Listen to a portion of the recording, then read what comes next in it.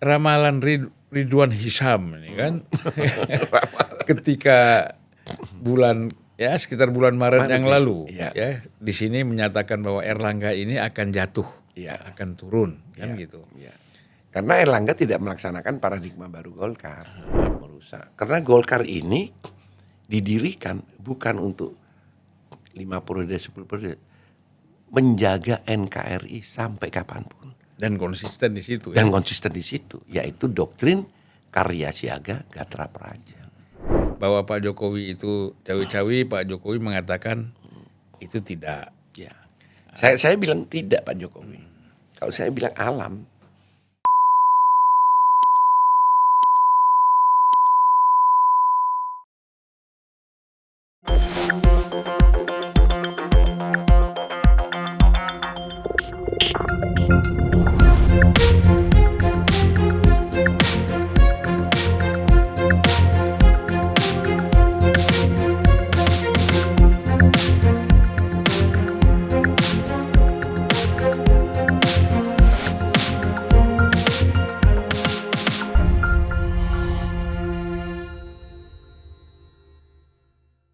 Bismillahirrahmanirrahim. Assalamualaikum warahmatullahi wabarakatuh. Waalaikumsalam warahmatullahi wabarakatuh. Salam sejahtera buat kita semua. Salam juga untuk seluruh para penonton Unpacking Indonesia.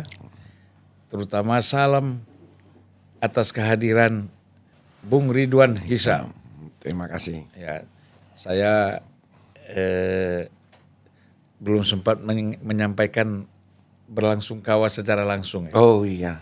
Tapi kita sudah sampaikan secara pribadi juga itu kita. Bulan yang lalu kebetulan adik. Ya adik. Kenal baik lah kita. Ya. Usama siapa yang nggak kenal. Dari wartawan ya kan, P3 segala macam. Dan kebetulan kita Unpacking juga membuat ininya ya. Memori dia. Memorinya. Terima kasih. Dan Bung Ridwan, saya tahu lah pasti sibuk sekali ya. Ya. Sebenarnya kalau saya melihat kesibukan, yang paling sibuk persoalan Golkar ini, yang apa yang terjadi sekarang, itu kan dari bulan Maret Bung Ridwan udah sibuk dulu. Mestinya setahun yang lalu sudah. Ya. Juli 2023. Makanya, jadi sebelum kita daftar calon presiden. Ya. Kan saya ngundang kan waktu itu diundang. Dan di sini bersama kawan-kawan ada Adi Prayitno dan beberapa yang lain. Ya, betul. Langsung orang kan seperti tidak percaya apa yang diprediksi oleh orang-orang di Golkar dianggap saya orang gila kalau bicara.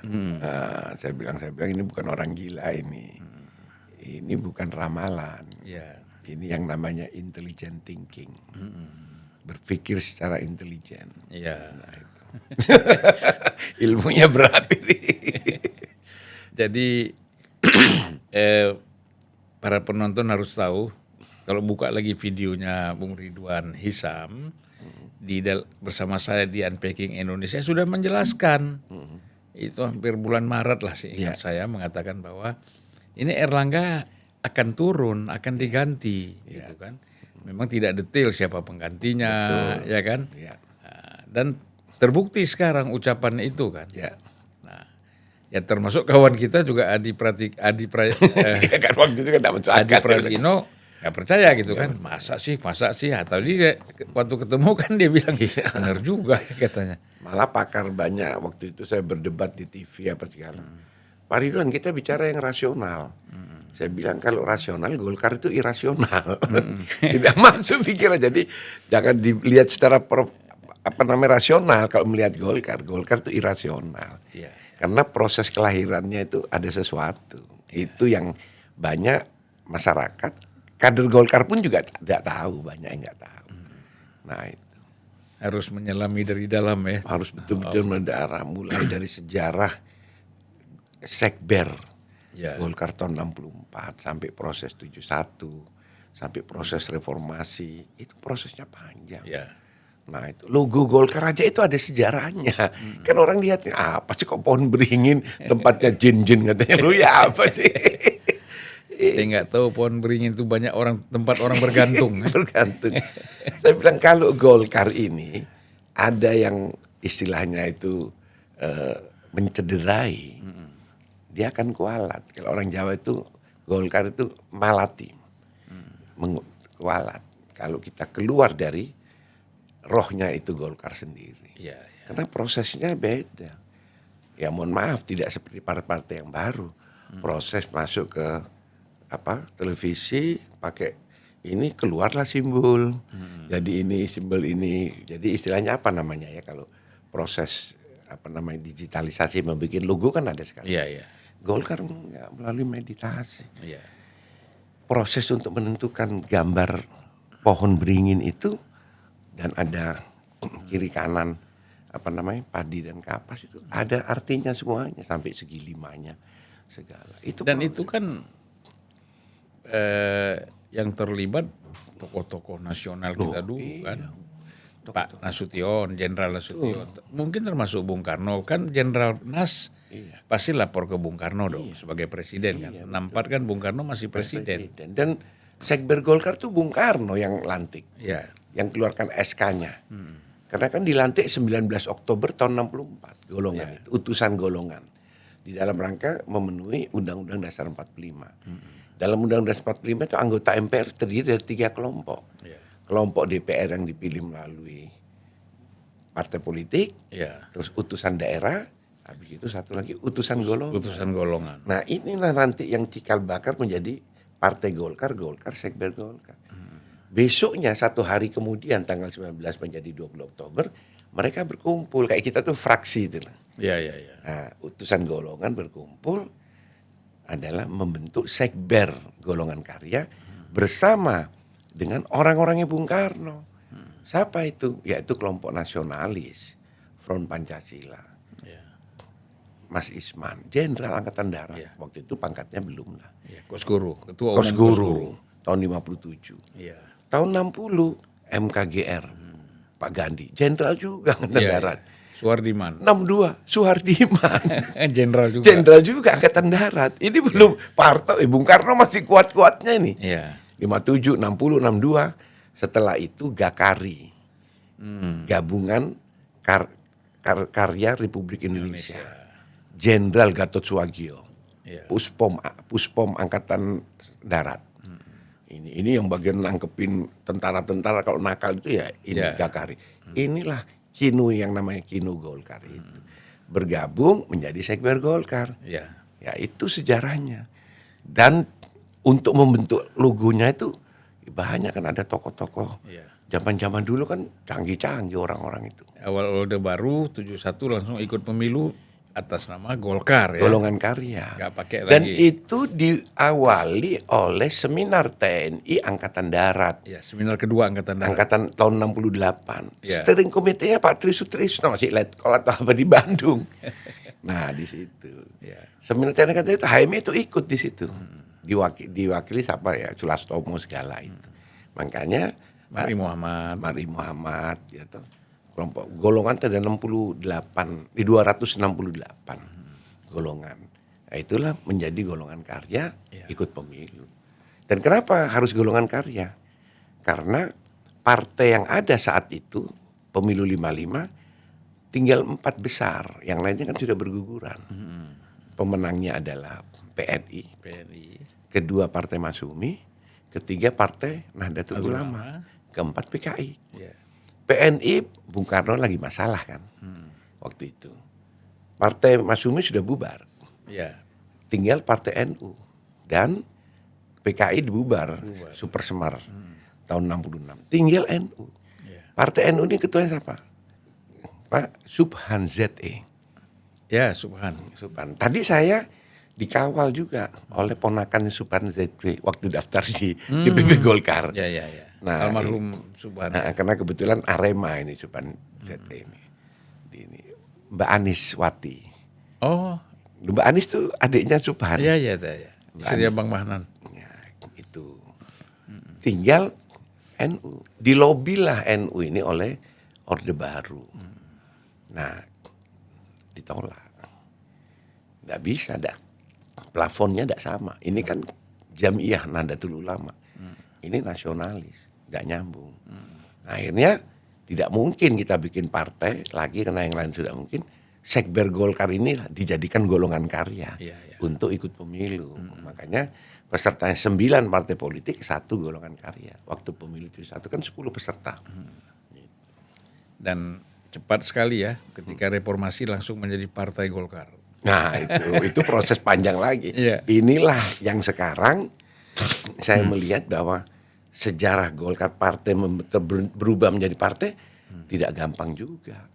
Prosesnya panjang, terjadi pergulatan di dalam. Karena ada yang mengklaim tidak boleh pakai nama Golkar. Nah, Akbar Tanjung CS pada waktu itu mau dikemanakan kalau ini tidak dipakai nama Golkar? Harus dibubarkan karena dia tidak boleh pakai partai Golkar. Terus sekian ribu anggota DPRD kabupaten kota se-Indonesia, kita kan pemenang pemilu. 70% waktu itu masih. Nggak mungkin, akhirnya pecah. Akbar Tanjung jalan dengan Partai Golkar dan kita bikin Golkar baru. Paradigma baru Partai Golkar. Konsepnya ikut semua saya karena waktu itu saya di Jawa Timur. Nah, membuatlah konsep paradigma baru Golkar.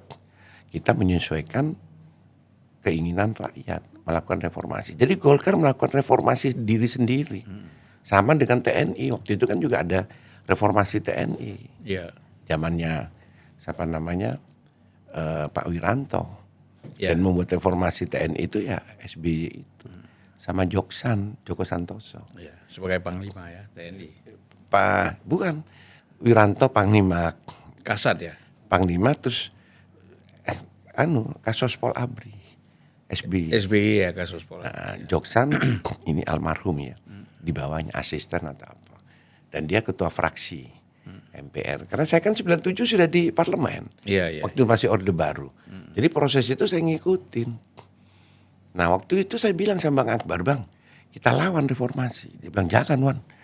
Dia bilang itu, "Ini TNI aja ngikutin, yaitu melakukan reformasi. Kita harus juga reformasi."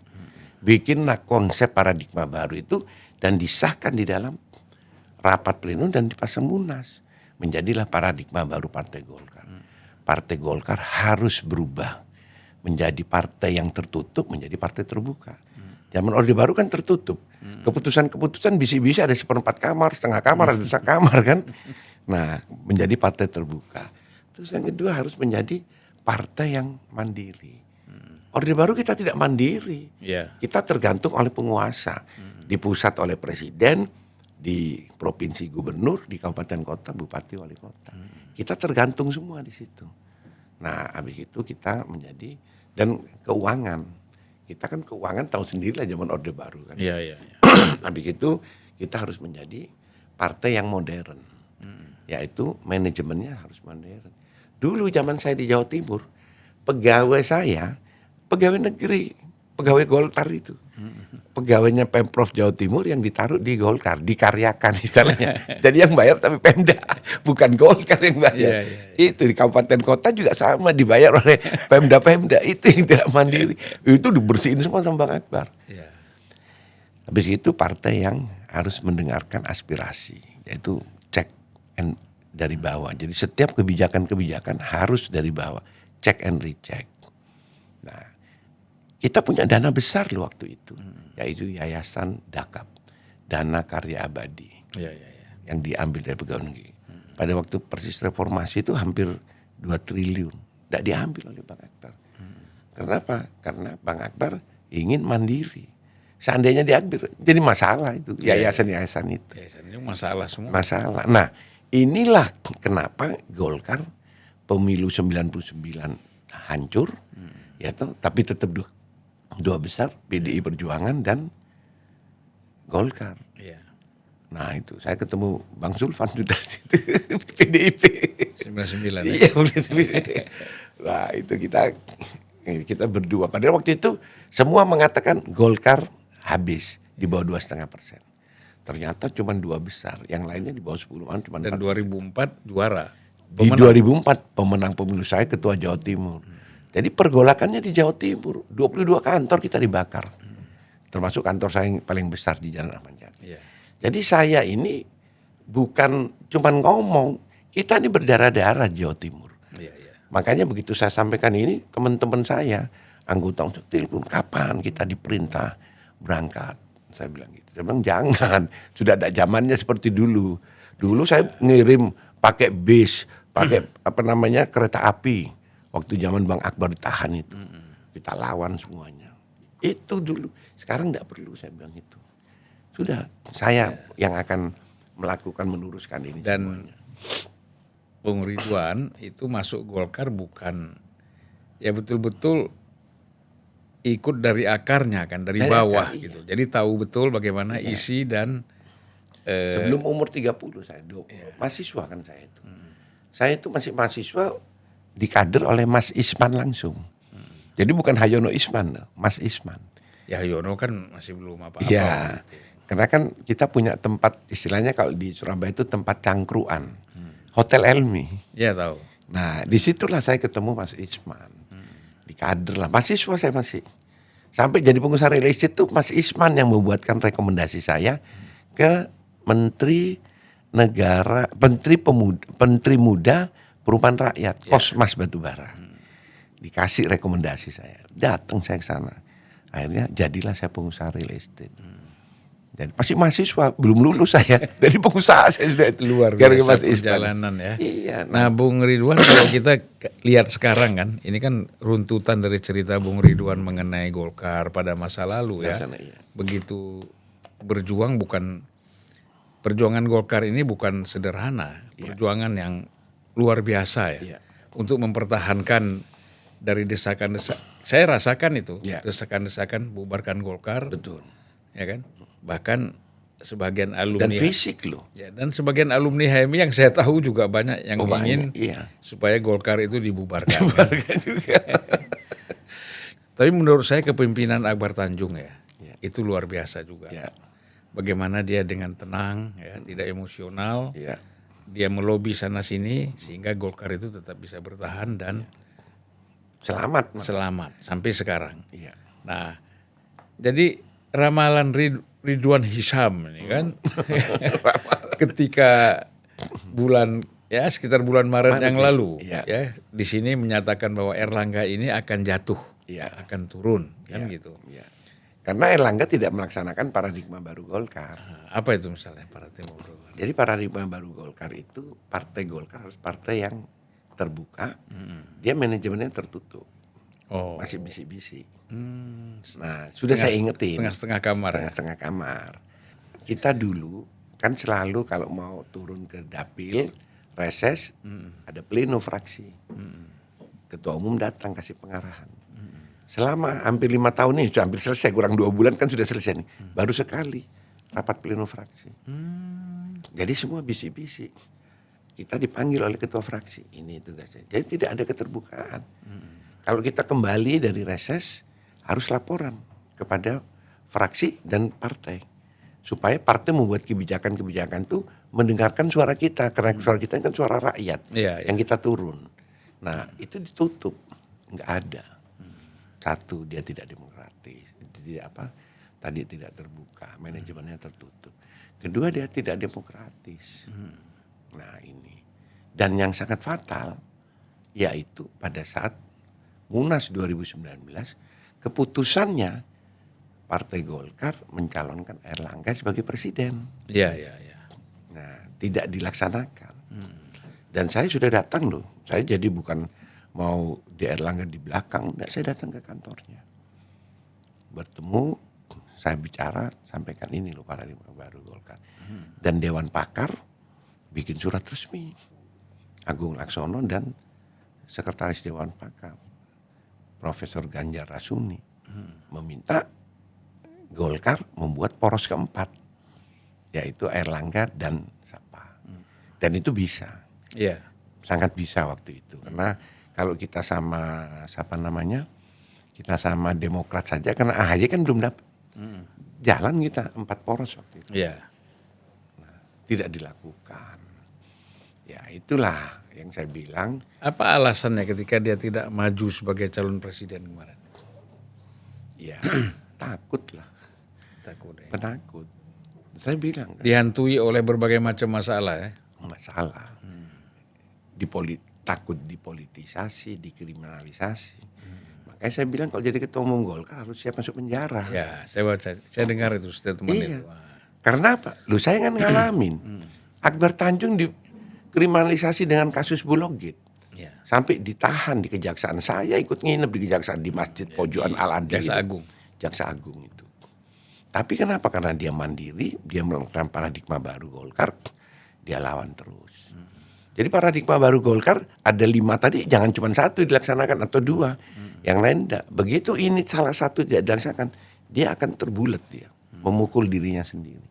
Itu saya jelaskan. Dan tapi tidak nampaknya berani. kalau kita lihat ya sekarang itu atas mundurnya Erlangga ini tidak ada reaksi yang keras ya, perlawanan dari kader-kader dari struktur Golkar.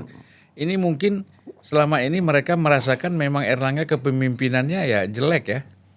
Jadi bukan masalah jelek tidaknya. Erlangga terpilih itu kan malaikat yang turunkan.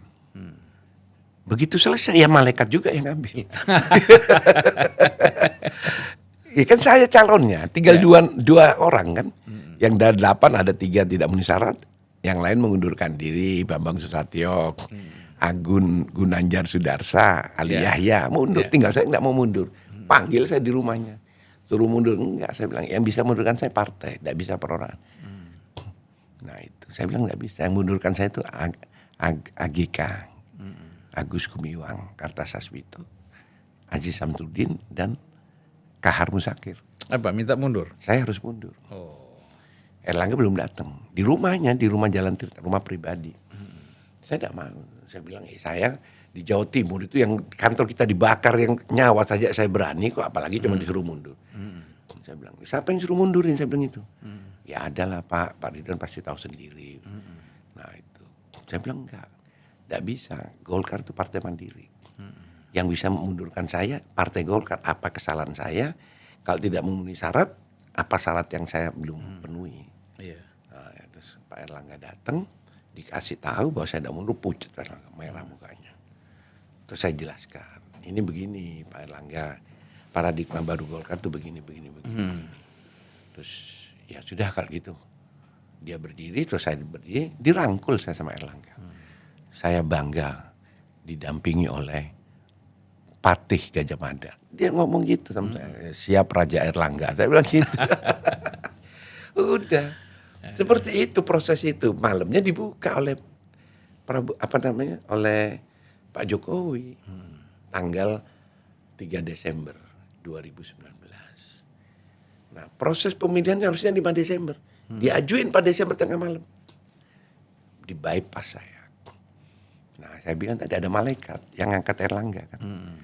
Nah, jadi jangan salahkan pemerintah. Kok sekarang ini ada kekuatan besar. Kenapa kok Erlangga mundur ini begini. Ya bukan dong Erlangga jadinya malaikat yang jadikan. Ya kalau mundurnya berhentinya malaikat juga. Ya itu jadi tidak ada masalah. Makanya orang Golkar tidak ada yang ribut.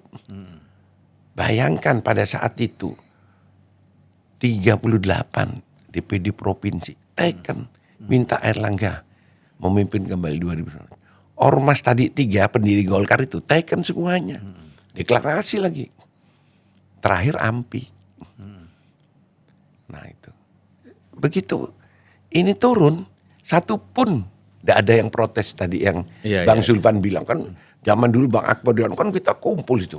Yang namanya AMPG, bergerak semuanya. Saya kirim pasukan dari Jawa Timur. Saya kirim pasukan berapa base untuk jaga di kejaksaan, di pengadilan. Itu nggak ada. Padahal kader Golkar itu kader militan. Itu. Nah sekarang begitu sudah Erlangga turun, rame-rame lagi nih sekarang. Teken mendukung Bahlil. Lu saya bilang terus gimana ini? Ya tuh belum ada 38 itu apa statement saya tidak dengar langsung ya.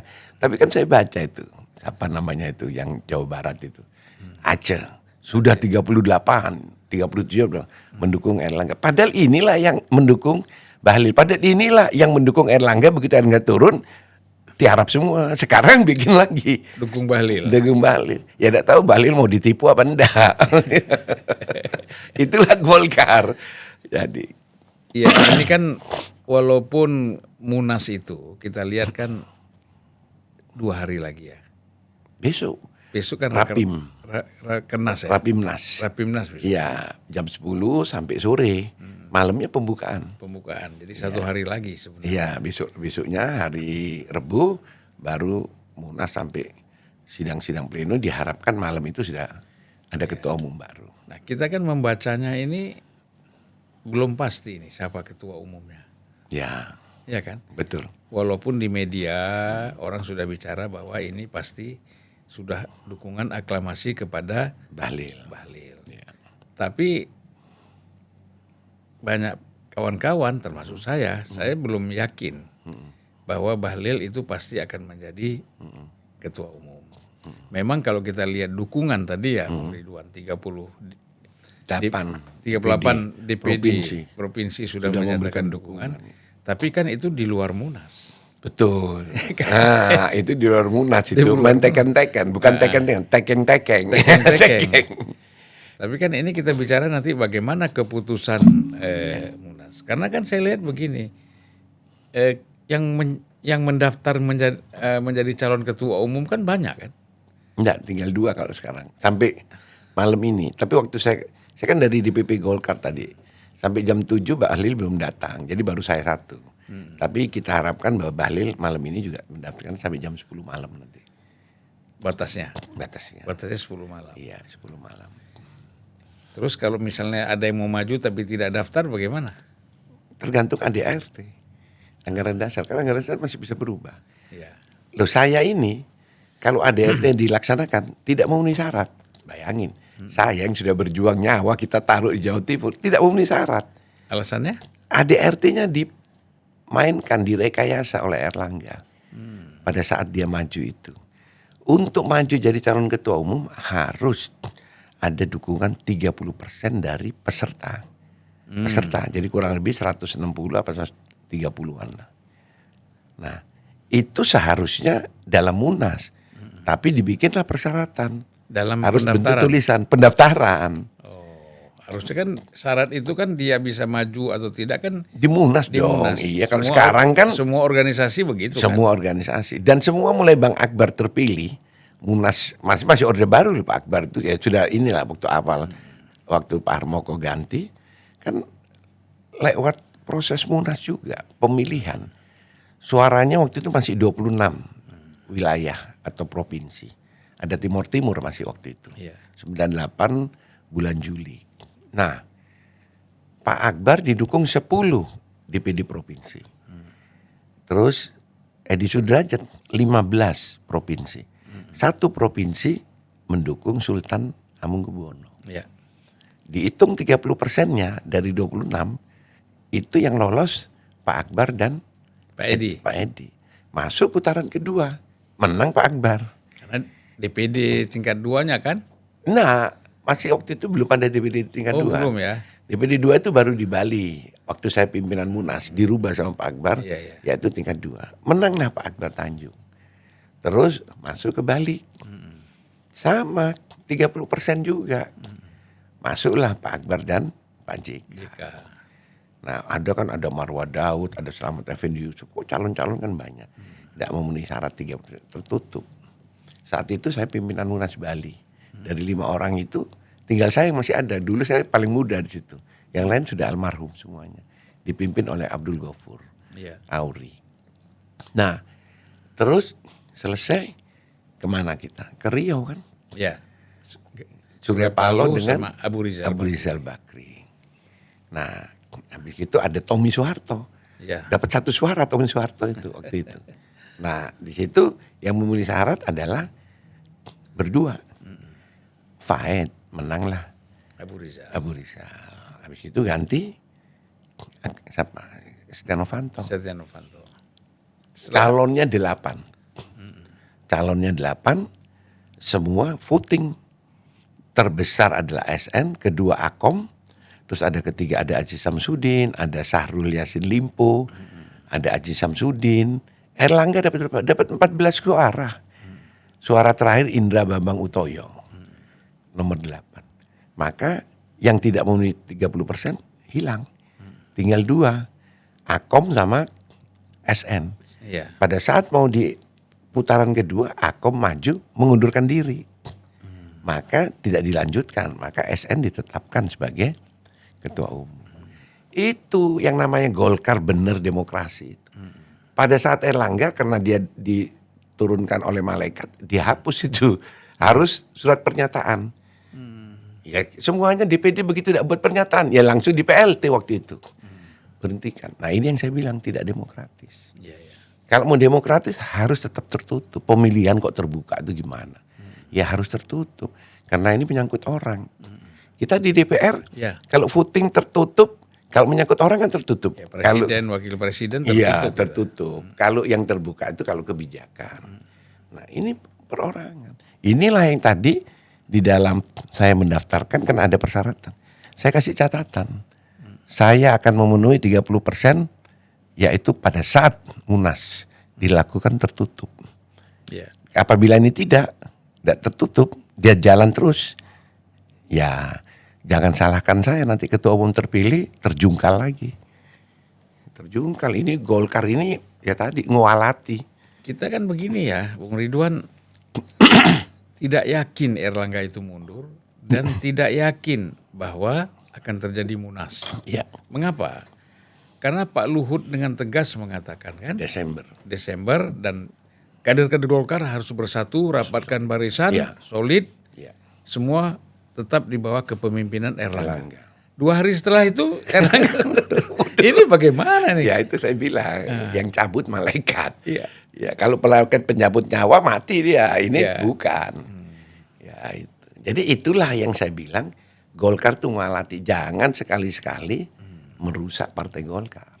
Iya. Kalau kita tidak bisa alam yang akan Iya. melakukan itu. Saya sudah bilang tadi di konferensi pers saya waktu setelah daftar saya bilang hati-hati loh ketua umum terpilih nanti mau main aklamasi dengan rekayasa, tidak selamat sampai terakhir. Nah itu karena orang yang menjaga Golkar tuh bukan yang kelihatan saja, yang tidak kelihatan tuh banyak. Itu berdoa semuanya, wah orang ini merusak. Karena Golkar ini didirikan bukan untuk 5 periode, 10 periode, menjaga NKRI sampai kapanpun. Dan konsisten di situ. Dan konsisten di situ, yaitu doktrin karya siaga gatra praja. Membela pemerintah, siapapun. Ya. Pada waktu Bu Mega presiden kita ada di dalam. Gus Dur ada. Kalau SBY kan sudah memang Golkar kan ABG itu kelompok ABG. Nah itu Jokowi yang didukung oleh PDIP, ya kita juga ada di dalam. Nah, Apalagi 2019. apalagi 2019 langsung masuk di situ. Nah, jadi itu Golkar itu. Nah, tolong teman-teman yang penguasa-penguasa pemilik suara ini amanah. Jangan dianggap untuk aksi-aksian. Wah, saya ketua Jawa Timur atau ketua ini, ketua kabupaten kota. Pasang badan, saya gini-gini. Terjungkal nanti coba lihat.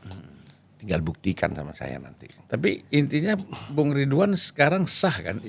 Oh, ya Menjadi saya- calon kan? Ya kalau tidak disahkan ya tinggal pasukan saya nanti akan berdoa semuanya. Terjungkal ini, nyungsep semuanya itu nanti. Nah, Konsep saya itu Golkar tuh menang pemilu 2024. Karena siklus 20 tahunan. Tapi kita tidak menang. Kenapa? Erlangga tidak, dia berkhianat dengan keputusan Munas Golkar yang mengangkat dirinya. Padahal saya sudah ingatkan, jangan. Nanti saja kita bikin rapi baru menentukan presiden. Dia paksakan kan pada saat itu di dok. Taunya dia tidak berani. Itulah saya datang ke dia bulan Juli 2023. Anda harus laksanakan ini. Tidak berani. Makanya jadi ketua umum Golkar itu kalau berani jangan takut-takut. Kalau takut jangan berani-berani. Terjungkal sungguhan. Iya, benar. Ini partai ini bukan sembarang partai ini. Bukan partai ecek-ecek. Ini melalui proses tadi yang saya cerita itu. Iya, iya. Didirikan oleh bukan orang-orang saat itu. Ini orang-orang yang dekat sama Tuhan itu semuanya ikut. Yang ada di atas gunung. Yang ada di mana? Laut sana. Ini semua ikut proses partai Golkar. Coba logonya kan paling deso. Dari partai-partai yang kan paling deso partai Golkar ini. Sebenarnya cuman beringin ya tuh. Iya. Ya itu sekarang dibikin guyonan lagi. Pohon beringin kuat begitu digergaji sama tukang kayu kan, waduh. Ini saking Iya. jadi ininya. Jangan-jangan tukang kayunya ada kekuatan laut juga kan? Itu dia. Lebih kuat tukang kayunya. Iya. Itu. Nah, ini mengenai ya sebenarnya udah banyak bantahan ya. Iya. Bahwa Pak Jokowi itu cawi-cawi, Pak Jokowi mengatakan itu tidak. Ya. Saya bilang tidak Pak Jokowi. Kalau saya bilang alam. Kemarin saya ada podcast juga yang selama ini juga anti sama Jokowi dan hukum. Saya bilang, Bang, Anda ini kan mendukung proses penegakan hukum. Kenapa harus dipanggil Langga? Kalau dia memang salah, siapapun ya harus tanggung jawab dong. Iya, iya. Jangan terus kok ini Pak Jokowi yang disalahkan. Gimana? Akbar Tanjung dipolitisasi atau dikriminalisasi dengan kasus Bulog. Pak Akbar merasa dia tidak, ya dia lawan. Iya. Dan menang kita akhirnya di Mahkamah Agung. Negara ini negara hukum. Ya harus kita yakin dong. Iya, iya. Nah, Proses hukum jalan dong ya kan? proses hukum kan waktu itu. Jadi jangan juga, saya sudah ngomong, jangan tidak jalan. Kalau tidak jalan berarti pemerintah cawe-cawe sungguhan. Tapi kalau itu terbukti nanti di pengadilan bahwa salah, berarti kan bukan Jokowi. Berarti Erlangga ini mundur. Ini kan karena dia dihantui oleh kesalahan-kesalahannya sendiri ya. Tidak percaya diri. Kalau menurut saya tidak percaya diri. Ya tadi saya bilang, kalau berani jangan takut-takut, kalau takut jangan berani-berani. Itu kalau mau memimpin Golkar. Iya, iya. Kalau berani terus. Seperti saya waktu di Jawa Timur, pada waktu itu saya lawan itu. Bayangkan kantor saya dibakar oleh 50.000 orang. Dari seluruh Jawa Timur kumpul di Surabaya dibakar. Kantor besar Jawa Timur itu. Iya. Dan kita lawan. Dan alhamdulillah habis dibakar 2003 saya dipanggil sama Gus Dur. Karena itu kan proses waktu Gus Dur ada masalah itu kan. Iya. Ada pansus apa kita dulu? Pansus Bulog. Pansus gitu. Bulog. Nah itu panggil itu kan kamu calonnya wakil gubernurnya PKB. Lu kaget saya sama Kavi. Yeah, Kavi Ridwan 2003 saya. Cuman 2 calonnya, Imam Utomo Sunaryo, Jenderal Kavi yang Wagub Jakarta itu bersama saya. Nah itu. Malah saya dirangkul sama Gus Dur. Ya karena memang saya sama Gus Dur itu dari nyonya ada hubungan keluarga. Dan Gus Dur itu kan sebenarnya kalau bicara partai dia Golkar. Oh iya utusan golongan. Utusan golongan Iya, kan dia Golkar. Golkar, utusan golongan. Iya kan? Iya. Jadi dia setelah Dia dari golongan ulama, tapi bergabungnya kan cuma ada 3 fraksi di situ waktu itu. Bergabungnya di fraksi Golkar. Iya. Gus Dur itu. Iya. Makanya adik kandungnya Gus Dur Golkar. Namanya Ibu Aisyah Hamid Badoy.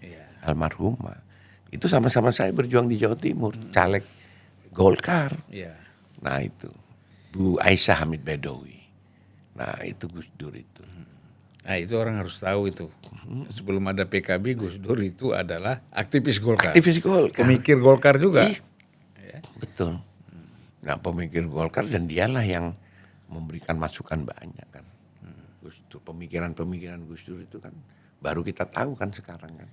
Bahwa banyak yang bisa kita pakai. Dan unik, dia juga sebenarnya oposannya Pak Harto ya. Oposannya Pak Harto, tapi dipanggil terus sama Pak Harto, dikasih minta pertimbangan. Sampai pada waktu kita kembali ke Hito, NU kembali ke Hito itu, yaitu tahun berapa itu ya?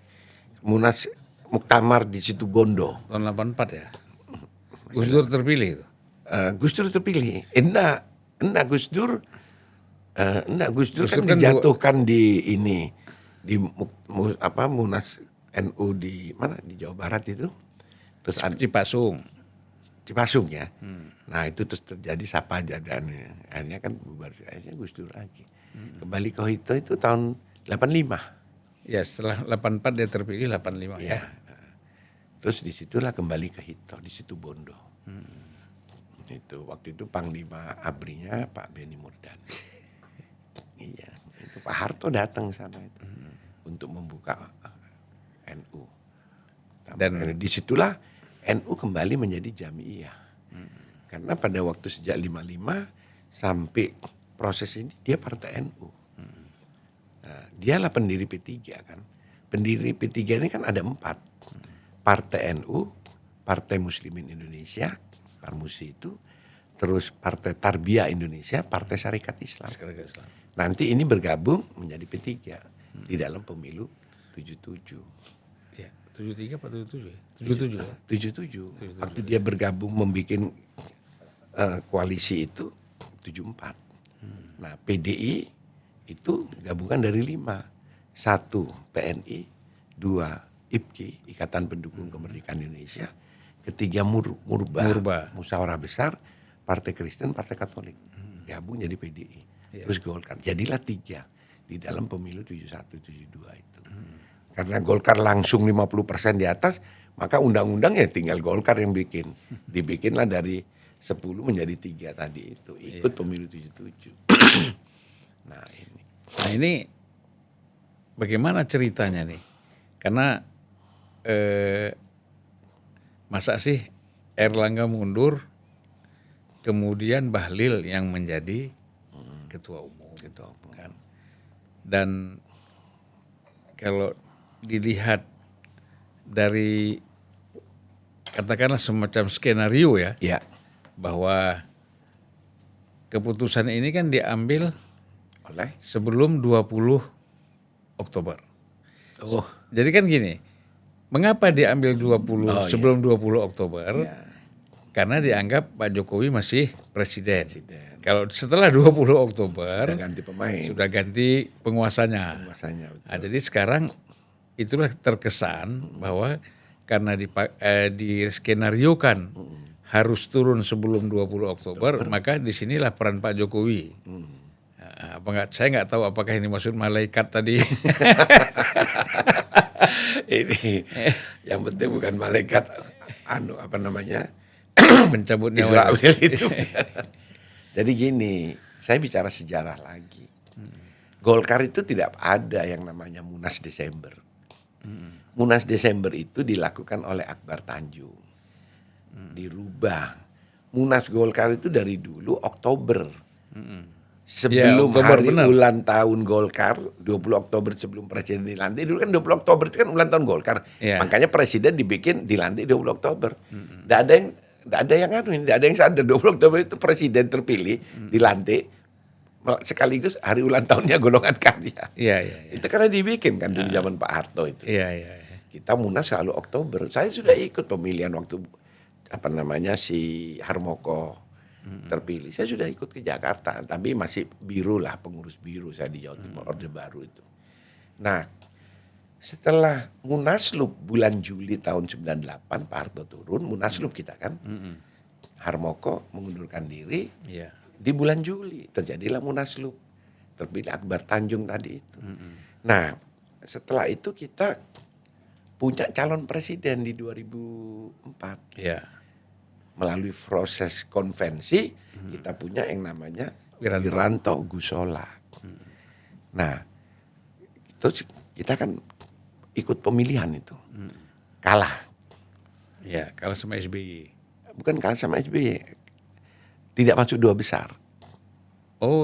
Tidak masuk 2 besar. Yang masuk 2 besar adalah Megawati dan SBY. Golkar tidak dukung SBY. Golkar dukung Ibu Mega bersama Hamzahas. Kita bikinlah namanya Koalisi Kebangsaan. Nah, saya ketua Koalisi Kebangsaan Jawa Timur yang mendukung Ibu Mega bersama Kiai Hasyim Muzadi, Ketua Umum PBNU. Itu sejarahnya. Tapi memang situasi itu buat Golkar confuse juga ya. Dukung Mega tapi di sini ada Yusuf Kalla. Yusuf Kalla wakilnya si ini ya. Yusuf Kalla tidak pernah jadi pengurus Golkar. Yusuf Kalla itu sekber Golkar. Dia tidak pernah jadi pengurus Golkar, tidak pernah partai Golkar, tidak pernah. Dia sekber Golkar. Nah, habis itu kita dukung Ibu Mega sama Kiai Hasyim 2004. Maka kita geser yang namanya Munasnya itu melalui Rapim. Rapim digeser ke Desember. Ternyata yang terpilih Pak SBY. Ya kan? Begitu Munas, Pak SBY berpikir, ini kalau dipegang Akbar Tanjung lagi ini tidak bisa kerja kita nanti di parlemen. Itulah yang saya buka kemarin setahun yang bulan Maret itu kan ada itu. Iya, iya. Sudah saya buka terang-terangan, enggak usah saya ini kembali lah. Iya, Kan. iya. Maka masuklah JK mengalahkan Akbar Tanjung yang prestasinya jauh di bawah Erlangga. Jadi kalau Erlangga jatuh, enggak usah bingung.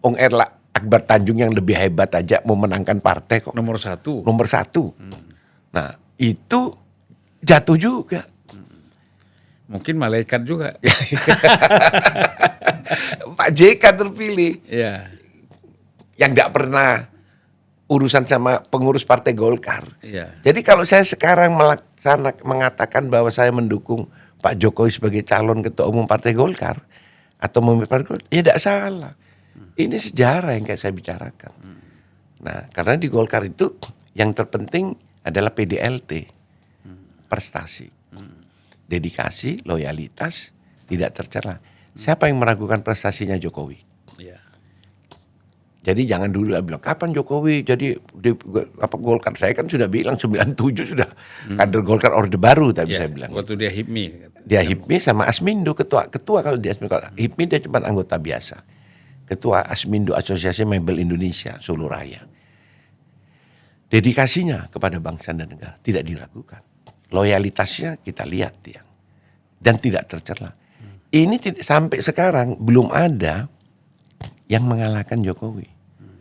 Prestasinya 2 kali memimpin Sulu, sekali provinsi DKI, 2 kali presiden. Prestasi membangun IKN dengan berani dia dan sekarang dibuktikan bahwa IKN itu ada. Pak Harto aja yang 30 tahun. Jonggol tidak selesai. Sudah ada kepres dan tidak selesai. Jokowi dengan gagah berani berhasil. Apa bukan prestasi luar biasa? Yeah. Saya bilang prestasi dunia ini Jokowi. Habis itu infrastruktur. Yang tidak kalah pentingnya karena kita di Komisi 7 kan dulu. Yeah. Hilirisasi. Orang semua tidak percaya hilirisasi. Sekarang jalan semua. Dulu pengusahanya pun merasa keberatan. Oh, sangat keberatan. Sekarang semuanya bikin hilirisasi kan. Bikin hilirisasi. Karena kenapa sekarang APBN kita naik segala? Pendapatan dari hilirisasi itu sangat besar. Itulah yang dipakai oleh Pak Jokowi. Kenapa bisa bikin bansos? Kalau tidak ada duitnya dari mana bansos? Iya. Itulah yang namanya PNBP, pendapatan negara bukan pajak. Yaitu dari hilirisasi. Itu karena naiknya langsung besar. Bung Ridwan ini kan ada acara lagi ya. Iya. Acara ya. Saya kira seandainya Pak Jokowi ini memang betul-betul mau maju sebagai ketua umum Golkar dan itu pasti mungkin menguntungkan Golkar ya. Sangat menguntungkan. Pastilah. Saya yakin 2024 2029 ketua umum Golkar nomor 1. Dan Pak Jokowi jangan diminta untuk mendaftar. Tidak mungkin. Ya nggak mungkin. Dia presiden. Dia presiden. Jangan samakan nama yang lain. Iya. Lah. Jadi Pak Jokowi ini diminta oleh kader-kader Golkar, oleh pemilih suara yang sekarang itu kumpul semua ada 1.500 lebih suara nanti. Itu yang meminta Pak Jokowi. Karena kita kalau Pak Jokowi bersedia maka menguntungkan buat Golkar di 2029 akan datang. Itu. Jangan sebelum pemilihan mereka udah aklamasi panggil-panggil nama Pak Jokowi supaya maju ya. Makanya saya ditanya, lu Pak Ridwan kan ADRT. Saya bilang kok ADRT? Undang-undang MD3 aja bisa dirubah kok apalagi ADRT. Iya kan? Itu semua ada yang tidak bisa dirubah ya ayat Al-Quran. Iya, firman Allah. Firman Allah lah. Yang lain bisa berubah. Bisa berubah. Ada kitab perjanjian lama, perjanjian baru. Ada juga kan? tuh. Iya. Jadi semua serba memungkinkan di politik. Di politik itu tidak ada kata titik. Semuanya koma masih. Koma, iya. Kalau dia sudah mati baru titik. Makanya saya itu sama senior saya kenal juga ada ketua umum real estate dulu namanya Enggarti Astolukito. Iya, iya. Ingat kan? Yang Nasdem juga. Nasdem terus juga keluar memilih. sekarang. Nah itu. Dia kalau ketemu saya, Wan kau itu sudah mati bolak-balik kok hidup lagi. Dia bilang gitu. Dia bilang ya kan anu mas. Kan cuma koma terus. Ya kan matinya mati suri. Muncul lagi Ridwan ini. Dia lihat tadi ini podcastnya ketawa deh. Ini Ridwan muncul lagi nih. Sudah dimatiin bukan dimati dulu dimatiin saya di Jawa Timur itu. Iya. Diperam di situ ya. Tampil lagi Ridwan ini. Ya itulah namanya politik. Ya. Ada momennya. Ada momennya. Kayak Surya Paloh bilang ke Anies, Ya, kamu, betul. kamu adik saya. Bukan momen kamu. Bukan. Betul itu, saya dukung Bang Surya itu. Iya. Iya, itulah politisi sejati Bang Surya itu. Iya. Dan itu panutan saya juga kan, zaman waktu pembina Golkar itu. Saya itu diambil oleh PDIP, pada itu kan ketua Dewan Pembina Golkar, Partai Golkar, ketua umumnya Yusuf Kala. Saya dipanggil sama Bang Surya, diajak makan di rumah makan Jepang. Ridwan, kau jangan mundur ya, kamu harus maju terus. Itu saya, padahal saya tidak lewat Golkar itu, lewat PDI Perjuangan. Tapi Bang Surya ini memang betul politisi ini, Bang Surya ini. Ya baik, Bung Ridwan, terima kasih banyak. Di tengah-tengah kesibukan bisa hadir ke studio Unpacking Indonesia.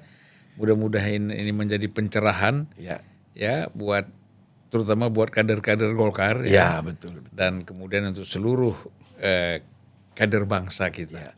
Ya. Terima kasih Bung Ridwan atas kehadirannya. Assalamualaikum warahmatullahi wabarakatuh. Waalaikumsalam warahmatullahi wabarakatuh.